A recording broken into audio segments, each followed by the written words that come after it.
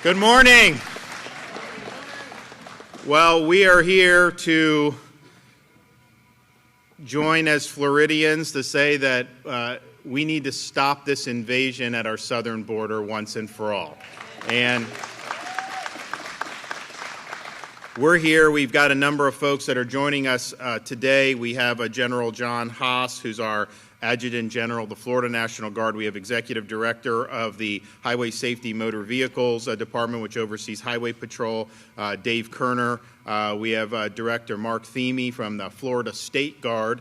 And then we have Sergeant Anthony Duboisevich, an FHP trooper who has been deployed to the southern border. And then we have Gary Howes, Colonel Gary Howes, Director of the Florida Highway Patrol.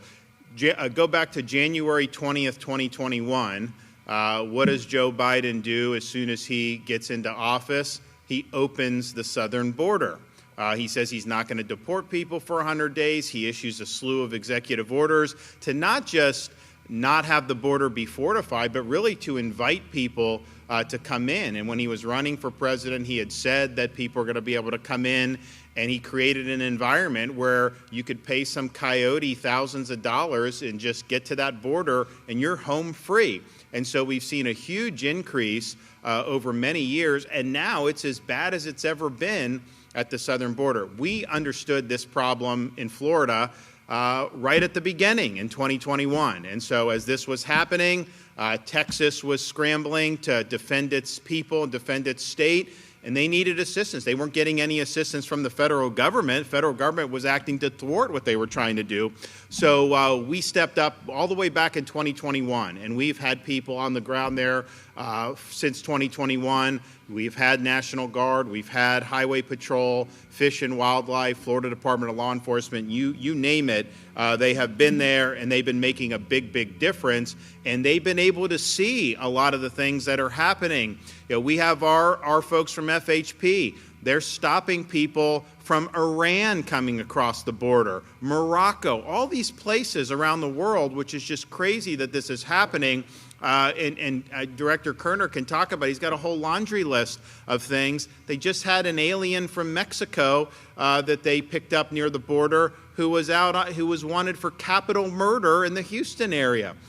So this has been a total disaster. You have massive amounts of drugs pouring into the border, and then the sheer number of people.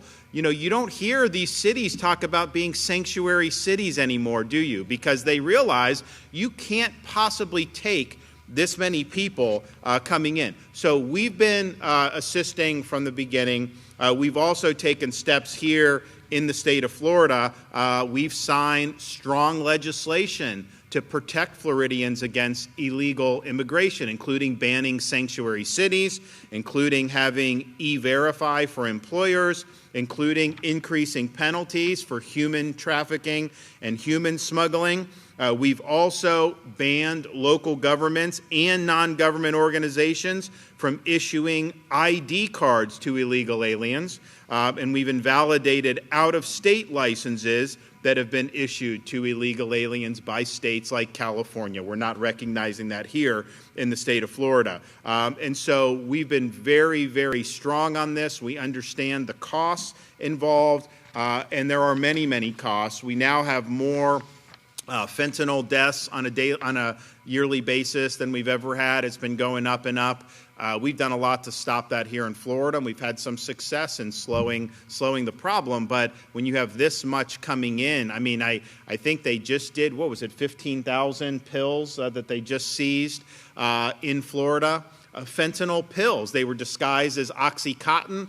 They were really fentanyl. And I've been doing this now for years, raising the alarm on it. When you talk to parents who've lost kids from fentanyl poisoning, a lot of times it's in one of those situations. They think they're taking an Oxycontin or something, which, they shouldn't be doing.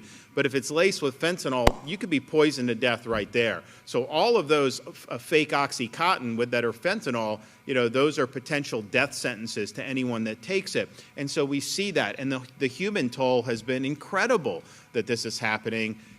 Biden has the authority to close this border today if he wanted to. He lacks the will to get the job done. He lacks the capacity to see the problem for what it is and to get the job done. And so the American people are basically left scrambling, and they're left to have to deal with this all on their own. Now, we've done a lot. FHP troopers, since 2021, they've intercepted 150,000 illegal aliens.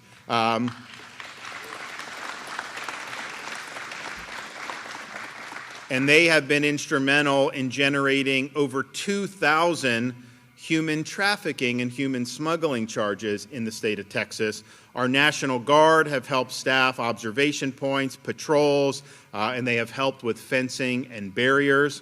Our Florida Department of Law Enforcement has assisted Texas DPS with arrests of criminal aliens, including violent gang members. And Florida Fish and Wildlife has deployed hundreds of officers, over 500 four-wheel drive patrol trucks, and 24 vessels to assist in patrolling the border along the Rio Grande River. So we have stepped up probably more than any other state has stepped up, and we're proud to do that. However, we don't think this is enough. I believe that a state has a right to fortify its own borders. And so if Texas is helping to erect barriers, putting up razor wire, doing other things to keep illegal aliens out, I want to be helpful with them doing that. I don't want to be part of the federal government trying to tear down these barriers and let more people in illegally. This is crazy that this is the case. So today, we are going to fortify our presence along the southern border. We're providing up to 1 battalion of Florida National Guard, as well as our first ever deployment of the Florida State Guard. And the goal is to help Texas fortify this border, help them strengthen the barricades, help them add barriers, help them add the wire that they need to so that we can stop this invasion once and for all. And the states have to band together. The states have to band together to be able to defend the rule of law. And we see the problems, the drugs, the crime, just the sheer number of people. What has that done to hospitals? What has it done to education? It's just, you just can't do it. I mean, we probably have had 10 million come illegally since Biden's been president, but that number, even if that was legal, we cannot absorb that many people. It's just not the way you do business. It's not the way you run a country. But it's also a larger issue. You know, if we don't have a border, then we are not a sovereign country. You either have a border or you don't. You're either a sovereign country or you're not.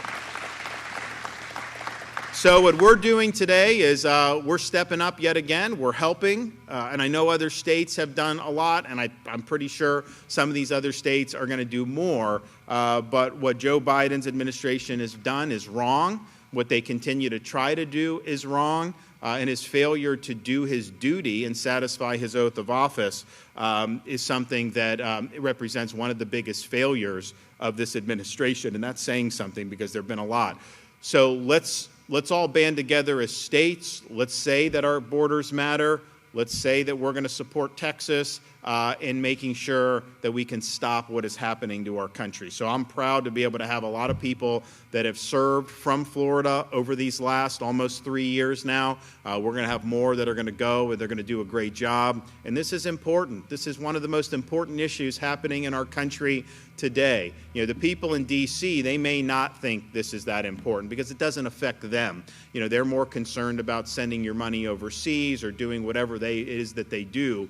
But this is really important to the American people. And if you look at the potential border deal that they're talking about, where they're going to do some type of reform, first of all, Biden doesn't need legislation to do what he's going to do. Second of all, they're saying, oh, you shut the border down only if you get more than 5,000 illegal aliens a day. Well, that's 1.8 million a year, 1.8 million a year that you're just saying is fine, that's an acceptable amount of illegal entries. To me, the only acceptable amount of illegal entries is 0, and that's what our policy should reflect. So what they're doing up in D.C., I mean, look, a lot of that is they're working for their interests. When you start talking about green lighting, that many more illegal entries, I can tell you, like, this has been a hot issue. I've spoken with people all over the country in the last few years about this. I've never had one person say that what we needed to do is what they're thinking about doing in Washington. Not one person has ever said that at all, because they're not concerned about you. They're not concerned about our country. They're concerned about their own interests. So we're going to bring up some other folks here, but I'm excited to be able to make this announcement. We're doing our part. I've said from 2021, when I used to say that this is an American issue, it's not just a border issue, a lot of people in the media would sneer, and now look what's happened. Look where we are now as a country. It's sad that this has happened, but we're not just going to sit idly by. We're going to do something about it. All right, I'm going to bring up some folks. So we'll start with Dave Kerner from Florida Department of Highway Safety and Motor Vehicles. Thank you, Governor. Governor, there's not really much more that I could add about the description and the conditions at our southern border, but I'd like to start by thanking you as our governor and as our leader, not just as the executive director, but as a Floridian, as a resident of the state, for proactively taking the mission to the Texas border, protecting Floridians first and putting the state first. You've always done that as our governor, and we're honored to work for you, sir. Thank you for what you've done. I'd also like to say thank you to the men and women behind me who have served on the border. You know, I did some basic math. The Florida Highway Patrol and our state troopers have served over 30,000 individual day and nights away from their families, away from their state, away from their duties here. Having said that, they are never more committed than they are now to be on the border protecting this state. These men and women behind me, they see the impact of the open border, not just while they're there, but we have 2,000 state troopers in the state of Florida that patrol these roadways and put bad people in jail every day. They see the 15,000 fentanyl pills. They see the 30 pounds of methamphetamine that were just seized last week. They've never seen this type of drug interdiction in their entire careers. And so, Governor, we remain committed to this mission. We're honored to be a part of this mission, and we know that it's a mission of a lifetime. And Director and General, we're certainly excited to have you join us in your capacity to protect the border of the United States and to protect the families and constitutionality and sovereignty of the state of Florida. Thank you, Governor. Thanks. You know, if you look at like some of the write-up that FHP, does in terms of some of the interactions that they've had, they had one instance recently where illegal alien took, I think, like a 1-year-old and threw the 1-year-old into the Rio Grande to try to get people to come. And then I think they thought they could hop on the boat and get across the border. Someone came, tried to rescue, then a lady dropped, I think, like a 4-year-old or something, and then and they ended up, it didn't succeed. The kids were rescued, but then they put them back on the other side of the border. But I'm just thinking, like, who would throw a 1-year-old into a river like that? I mean, like, this is just really, really nuts, and we have no idea who the heck these people are who are coming. Do you think they're getting background checks? Do you think they're showing ID? If you want to get on a commercial flight in this country, you got to get basically a cavity search. You got to show ID. You got to go through all the security. These illegals don't even need photo ID. They can fly on our planes without photo ID. You talk about putting the American people last. What the hell are we doing in this country? It is a total farce. General.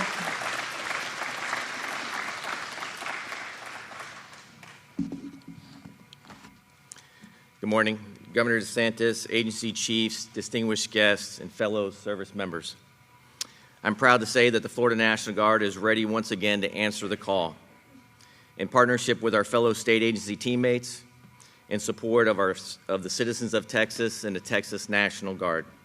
For several years, the Florida National Guard has supported ongoing border security missions in Texas, to include deployments in support of multiple federal and state mobilizations. Last spring, the Florida National Guard was the first in the nation to mobilize rotational units to the southwest border in support of Operation Lone Star. During the deployments, the Florida National Guard provided over 700 soldiers to support border security operations.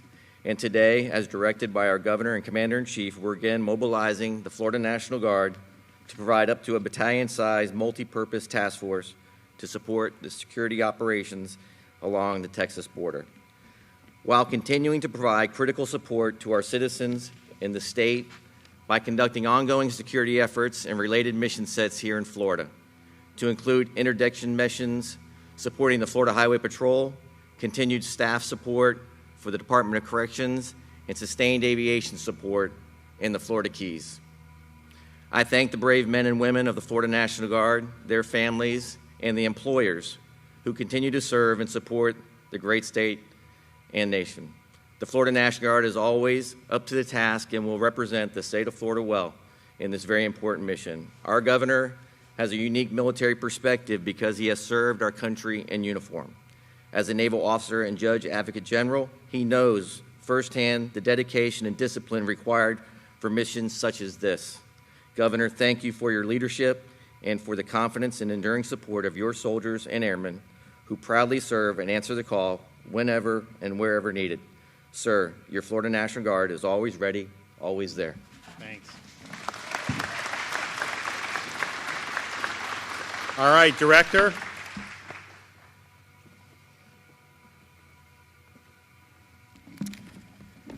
Good morning, all, and thank you, Governor DeSantis, for your unflinching leadership and the opportunity to help mitigate the overwhelming threat to public safety that is illegal immigration as the country fights back against the border crisis.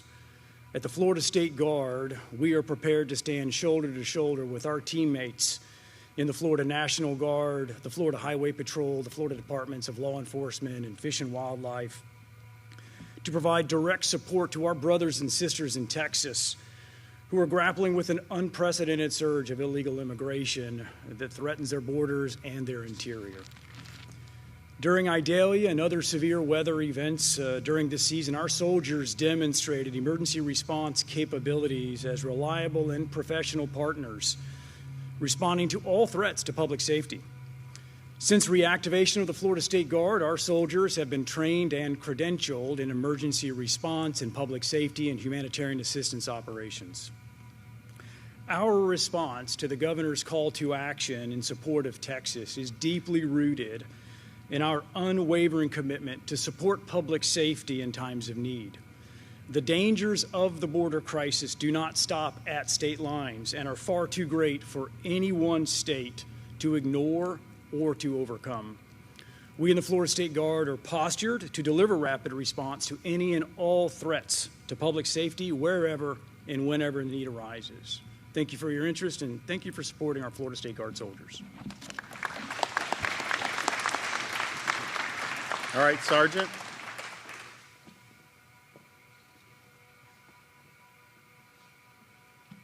Thank you, Governor, for having us, and I'd just like to bring a little insight to the border crisis that we see on a day in and day out basis. A lot of people don't cover it because it doesn't provide good news media attention. But at the end of the day, what we see on a everyday basis is the number of lives that are brought across over to Florida, to Texas, by people of criminal organizations. And the criminal organizations thrive on the people trying to get them across. And, you know, ultimately it affects us locally here in Florida because we're stopping people with drugs. We're stopping people who are bringing weapons and things of that nature into our communities. And having to deal with these individuals on the side of the road that have no regard for anybody's life. They don't care about anybody that they're bringing across. The big picture for them is making a profit, and that we see on a day in and day out basis. So that's why we're so willing to go across over to Texas and try to help prevent those things from coming over to Florida. A lot of people don't see it, but like they said, 30 kilos of methamphetamine just last week that we recovered off of the roadway. That 30 kilos can kill numerous people, and a lot of people, that doesn't get brought out in the media. You know, they don't tell you that they're bringing 30 kilos or 15,000 fentanyl pills over. So we appreciate the support of the governor's office. We appreciate the support of Governor DeSantis, and we'll continue to do our mission over in Texas to help protect the citizens of the state of Florida. So, thank you. Thank you. Appreciate it.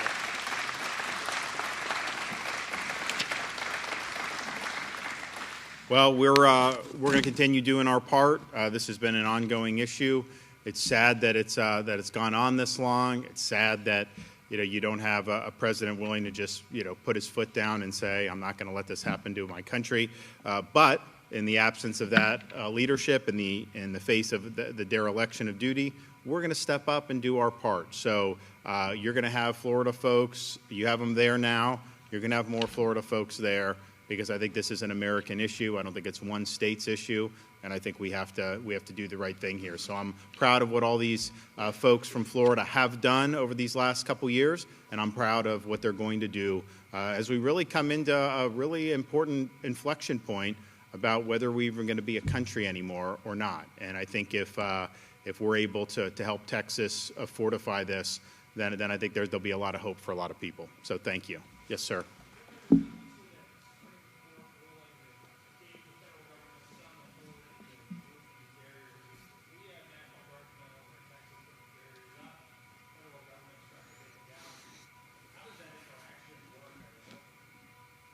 Texas has the right to erect barriers. They were not even a party to that decision.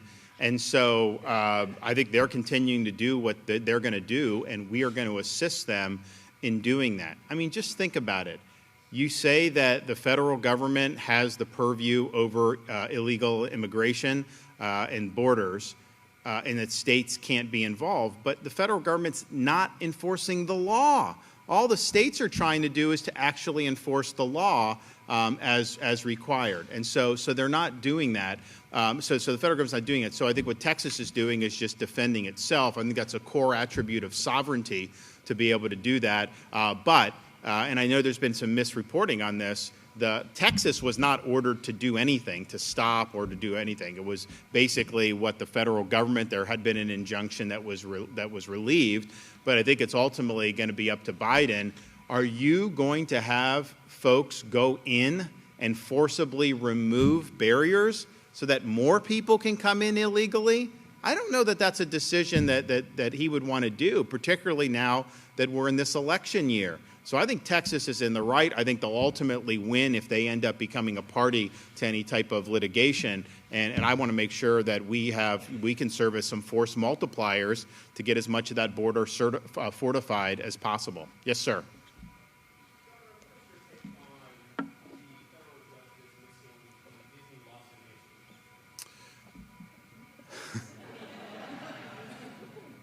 Well, first of all, we stood up for the innocence and well-being of the children of the state of Florida, and that's the right thing to do.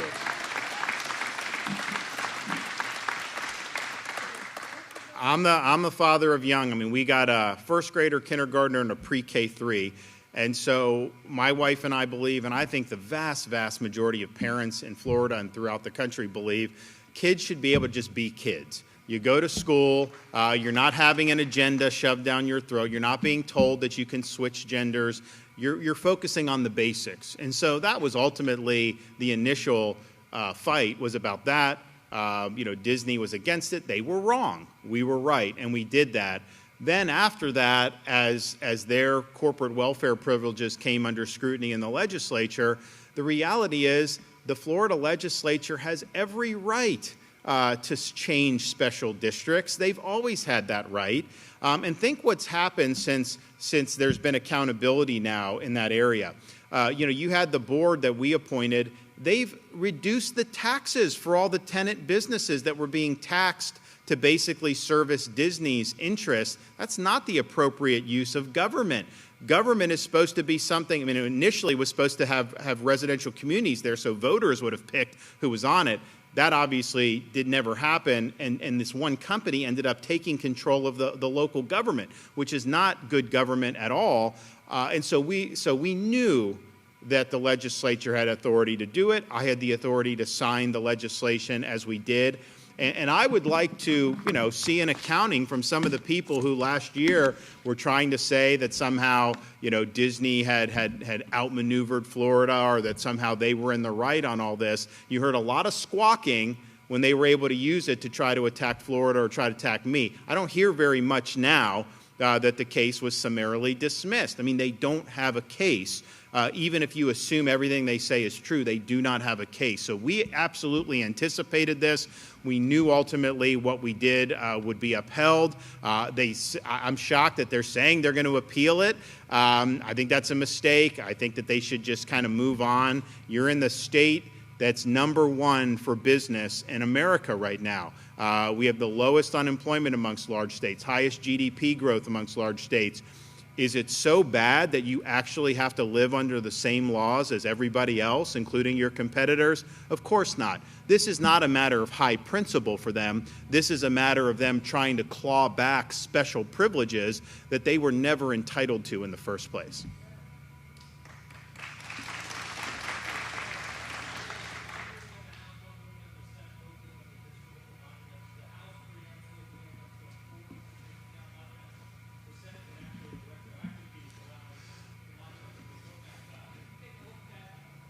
I have not seen the legislation, but I've been very clear ever since I've been governor. I do not support taking down monuments in this state. We've got to stop with this, okay?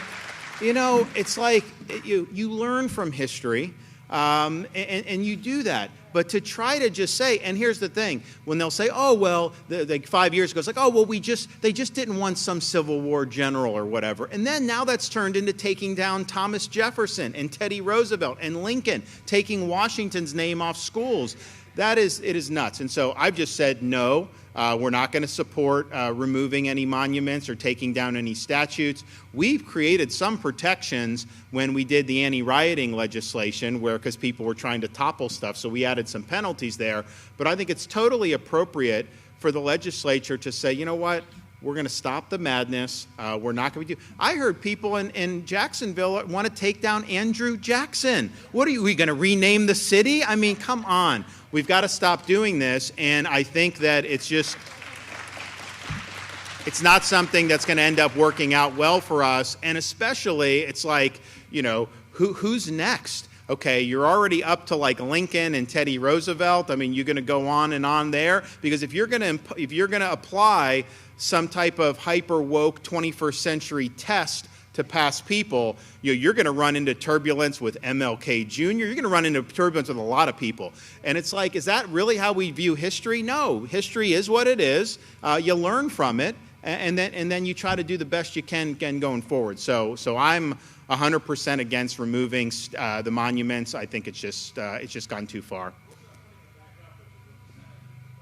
Yeah, so I have to look at that. I mean, look, anything that's been taken down since I've been governor, that's not anything I've supported. I don't know how many have been. I know there's been controversy here in this area. I think it's been relatively minor, but my view is you don't take down.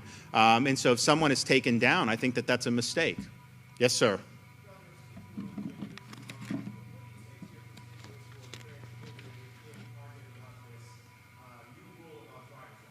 It's not targeting anybody. It's just we got to recognize what's the fact, okay? You're born one way or another. There's only two, okay? You know, I get this like thing where people say like, you know, you have a baby and it's like a gender assigned at birth. No. I mean, God's been doing this a while, okay? It's either one or the other, and that's just what it is. Now, how someone conceives of themselves and all that is subjective, okay? And so I think what we have to do from the state perspective is just focus on the objective biological realities, because the minute you go off of that, the minute it can be subjective, well, what else can be subjective? And there's a whole host of other things that you could just say is that. So it's not targeting anybody. It's just how do you have to root your policy? And I think we just have to root our policy in truth and in fact. And so that's what it is. You're born one way or you're born the other, and that's just how we got to roll. Yes. Yeah, I mean, I think that they're in contact with Texas DPS. Basically, Texas has had this EMAC request. It's been pretty standard. This is not necessarily anything new that they've needed support. They've been asking for support, so it's in response to that.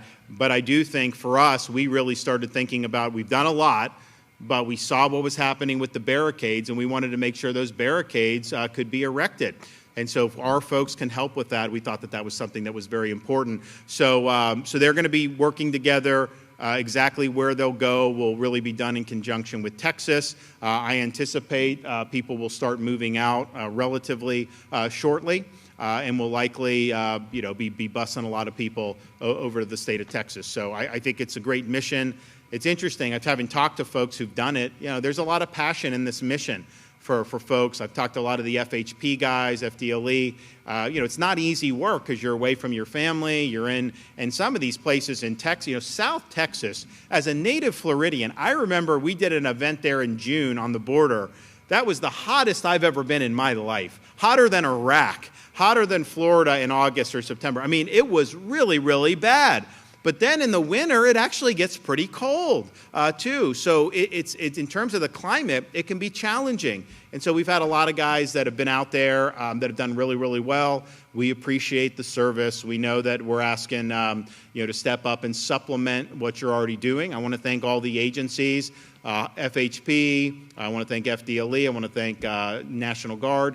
They have day jobs that they do here, and so they're not really subtracting from anything they're already doing. They're still doing all the stuff that they normally do. They're just doing extra duty to be able to help this country. So I think that's really good service. And ultimately, when you're involved in any type of public service, that's what it's all about. Are you making a difference in people's lives or not? And these folks are making a difference, and Florida is making a difference. Thanks, everybody. God bless. Appreciate you guys. Thanks so much. Yeah, thank you. Thank you. God bless you guys. Thanks so much. Appreciate you. Thank you.